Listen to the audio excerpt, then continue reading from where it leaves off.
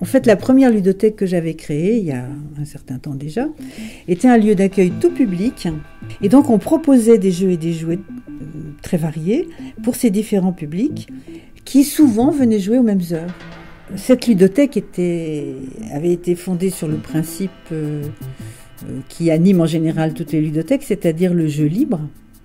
Et c'était donc un lieu d'accueil dans lequel on avait remarqué que les adultes étaient finalement très interventionnistes auprès de leurs enfants, quand les enfants jouaient. Il fallait, selon les principes du jeu libre, que les enfants se sentent invités à jouer.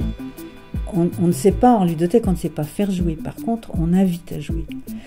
Et pour réussir nos invitations, il fallait que chaque enfant se sente invité selon ses propres besoins, ses propres goûts et ses propres compétences. Les enfants se retrouvaient selon les mêmes besoins et le jeu partagé était beaucoup plus facile. Non seulement le jeu partagé, mais les échanges langagiers, mais les dons, les contre-dons.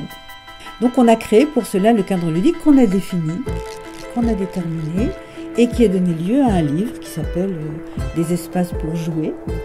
Pourquoi les concevoir et comment les aménager, qui détermine les différents espaces en expliquant comment on les aménage les uns par rapport aux autres, comment on les installe, avec quel mobilier et qu'est-ce qu'on propose comme jeu et jouet à l'intérieur.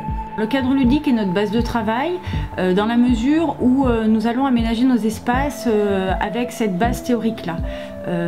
Concrètement, ça va nous aider à délimiter nos espaces, à créer une intimité pour le joueur pour qu'il puisse déambuler et laisser libre cours à son imagination.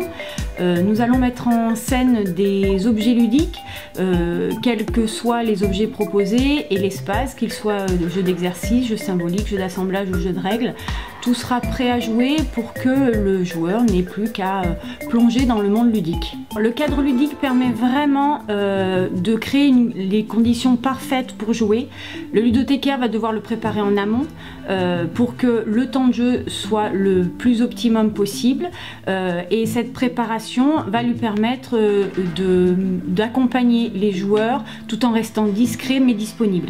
L'intérêt du cadre ludique pour les professionnels, c'est un outil de travail qui est l'outil qui nous permettra de construire notre espace de jeu, mais également de l'évaluer et de pouvoir le modifier à loisir en fonction des besoins de chacun.